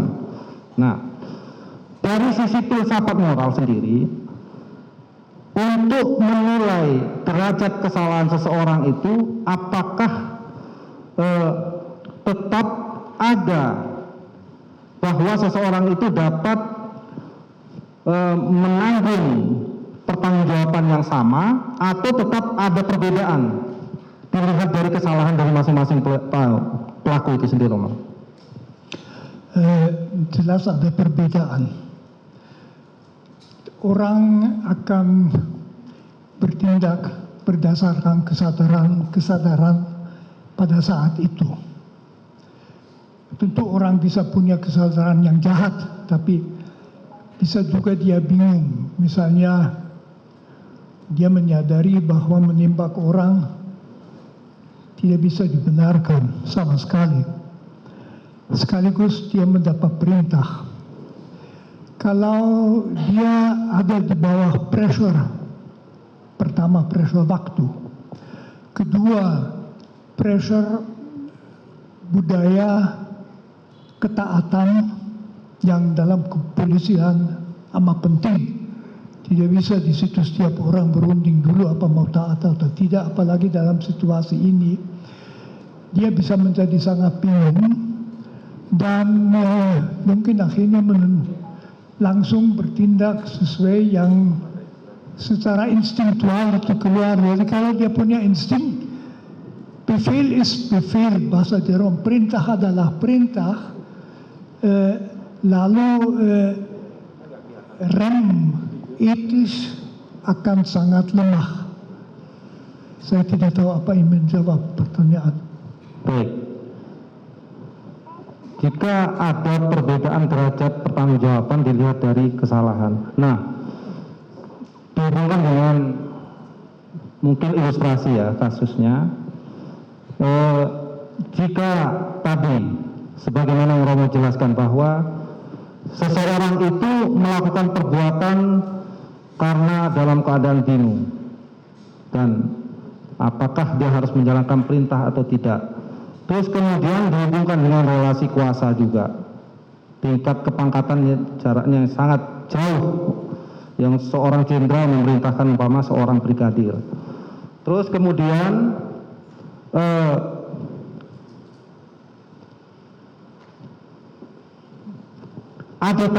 mungkin ada tekanan-tekanan yang harus dia laksanakan seketika itu juga.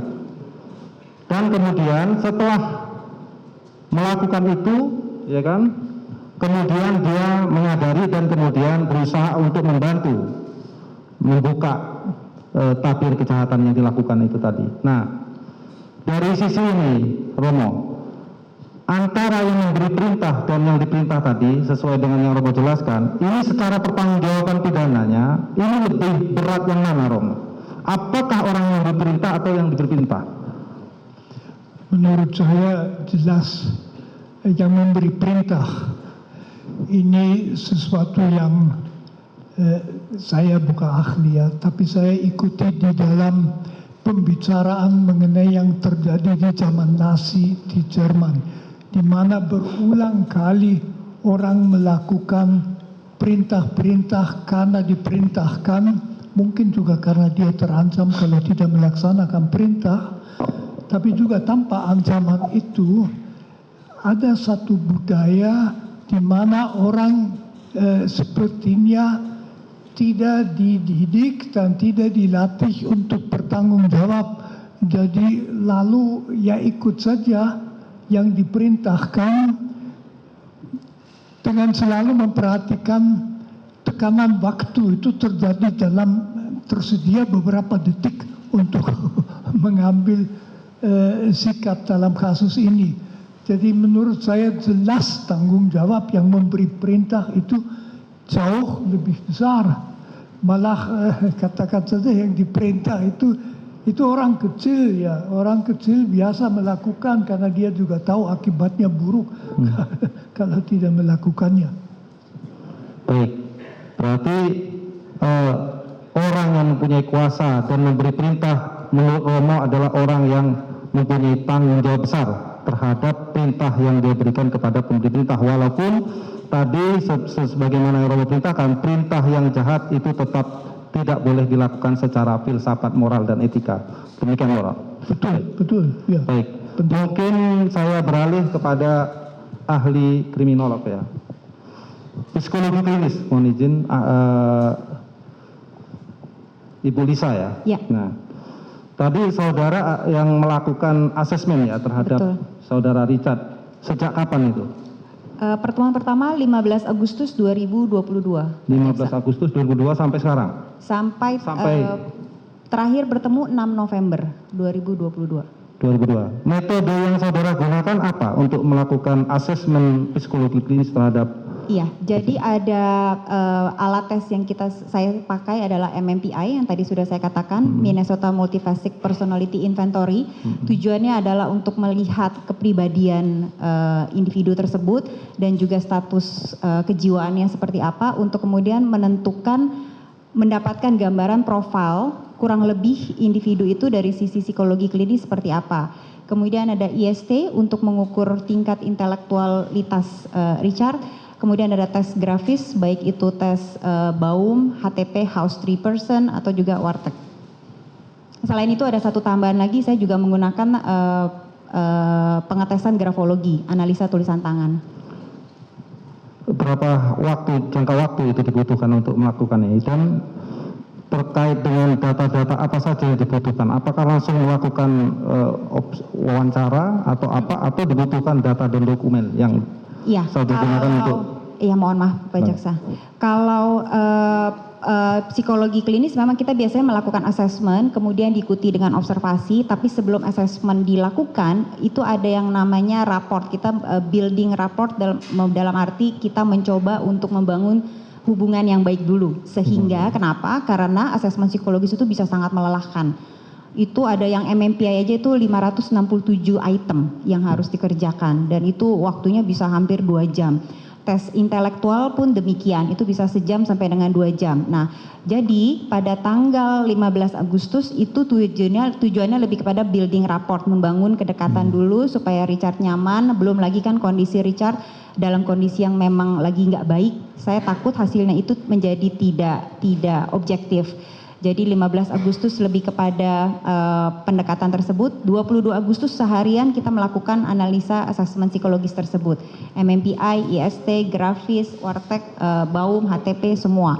Kemudian grafologi itu baru kemudian berapa minggu setelahnya. Baik. Dari asesmen yang saudara lakukan tadi dan metode yang saudara jelaskan tadi, itu tujuannya untuk menggali apa sebenarnya? Psikologi klinis ini terkait dengan objeknya Richard ini dilakukan observasi, asesmen. Tujuan akhirnya itu untuk melihat apa ini? Gejala apa yang ada pada Richard ini? Iya, tentunya untuk melihat kapasitas intelektual Richard seperti apa pada kapasitas intelektual. Ya. Ya, terus Kemudian kondisi kejiwaan, kondisi psikologis klinis Richard bagaimana dari kalau alat tes itu kita melihat validnya itu 3 sampai dengan 6 bulan, kurang lebih rentang waktunya pada saat pengetesan dilakukan. Jadi kita pengen melihat kondisi kejiwaan klinis Richard Eliezer 3 sampai dengan 6 bulan more or less di sekitar itu bagaimana sampai dengan kejadian tersebut terjadi, baru kemudian setelah itu kita membuat profiling berkaitan dengan semua hasil asesmen tersebut. baik. Unsur lagi, tetapi ingatan saya Ya, saat ini ingatan saudara 5. Salah satunya tadi uniform atau kostum dan itu. Baik, terima kasih atas keterangannya. Selanjutnya saya meminta tanggapan dari saudara terdakwa Richard Eliezer. Bagaimana terhadap tanggapan saudara terhadap keterangan ahli ini? Apakah benar semua atau salah semua atau tidak tahu menahu? Terima kasih Yang Mulia. Saya tidak memiliki tanggapan Yang Mulia. Saya hanya ingin berterima kasih, mengucapkan terima kasih untuk kepada para ahli, kepada Profesor Frans Magnis Suseno selaku ahli filsafat moral. Terima kasih untuk menyempatkan waktu untuk memberikan kesaksian dalam persidangan ini. Dan kedua untuk Bapak Reza Indragiri selaku ahli psikologi forensik yang sudah menyempatkan waktu juga untuk memberikan kesaksian dalam persidangan ini. Dan yang terakhir untuk Ibu Lisa sebagai ahli psikologi klinis yang sudah memberikan waktu untuk mendampingi saya dari beberapa bulan lalu dan juga untuk hadir di dalam persidangan. Terima kasih banyak. Terima kasih Yang Mulia atas waktunya. Terima kasih. Baik, pada para ahli kami mengucapkan terima kasih atas kehadirannya telah bersaksi di pengadilan. Saudara boleh meninggalkan KPP. Ya, terima kasih.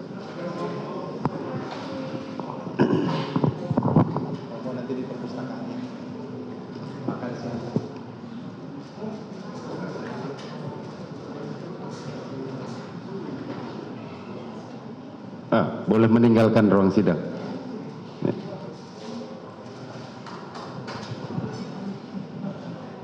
Ya.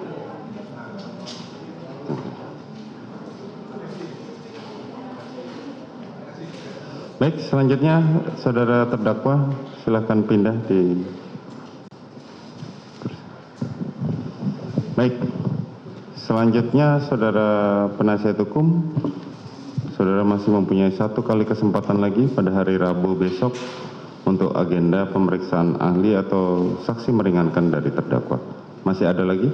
Kami masih ada majelis. Ada berapa orang? 1 saja. 1 saja. Baik. Ahli pidana majelis. Baik. Selanjutnya nanti kita akan buka kembali persidangan saudara Richard Eliezer pada hari Rabu yang akan datang dengan agenda pemeriksaan ahli.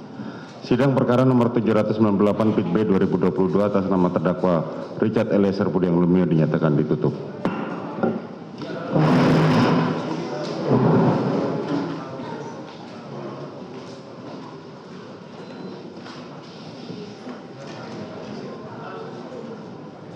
Ya, pemirsa, baru saja tadi kita menyaksikan persidangan di Pengadilan Negeri Jakarta Selatan, di mana sebelumnya pemeriksaan ahli dihadirkan oleh penasihat hukum Richard Eliezer untuk meringankan kliennya tersebut. Dan rencananya persidangan akan dilanjutkan kembali pada hari Rabu untuk menghadirkan ahli masih dari pihak kuasa hukum dari Richard Eliezer. Unsur lagi, tetapi ingatan saya Ya, saat ini. ingatan saudara 5. Salah satunya tadi uniform atau kostum dan itu. Baik, terima kasih atas keterangannya. Selanjutnya saya meminta tanggapan dari saudara terdakwa Richard Eliezer. Bagaimana terhadap tanggapan saudara terhadap keterangan ahli ini? Apakah benar semua atau salah semua atau tidak tahu menahu? Terima kasih Yang Mulia. Saya tidak memiliki tanggapan Yang Mulia. Saya hanya ingin berterima kasih, mengucapkan terima kasih untuk kepada para ahli, kepada Profesor Frans Magnis Suseno selaku ahli filsafat moral. Terima kasih untuk menyempatkan waktu untuk memberikan kesaksian dalam persidangan ini. Dan kedua untuk Bapak Reza Indragiri selaku ahli psikologi forensik yang sudah menyempatkan waktu juga untuk memberikan kesaksian dalam persidangan ini. Dan yang terakhir untuk Ibu Lisa sebagai ahli psikologi klinis yang sudah memberikan waktu untuk mendampingi saya dari beberapa bulan lalu dan juga untuk hadir di dalam persidangan. Terima kasih banyak. Terima kasih Yang Mulia atas waktunya. Terima kasih. Baik, pada para ahli kami mengucapkan terima kasih atas kehadirannya telah bersaksi di pengadilan. Saudara boleh meninggalkan KPP. Ya, terima kasih.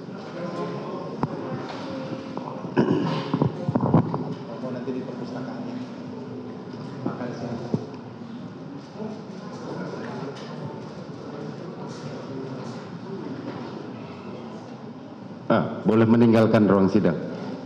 Ya.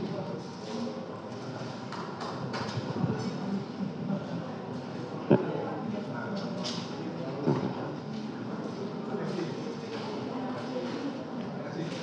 Baik, selanjutnya saudara terdakwa silakan pindah di.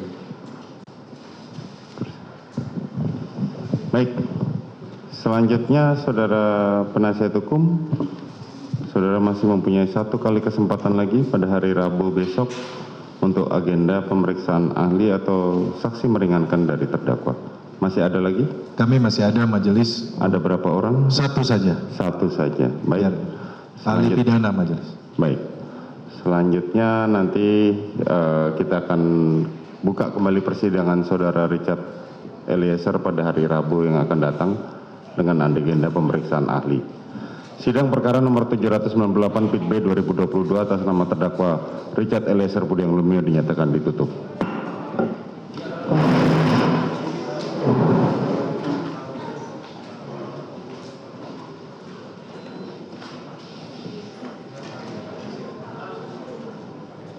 Ya, pemirsa, baru saja tadi kita menyaksikan persidangan di Pengadilan Negeri Jakarta Selatan, di mana sebelumnya pemeriksaan ahli dihadirkan oleh penasihat hukum Richard Eliezer untuk meringankan kliennya tersebut. Dan rencananya persidangan akan dilanjutkan kembali pada hari Rabu untuk menghadirkan ahli masih dari pihak kuasa hukum dari Richard Eliezer.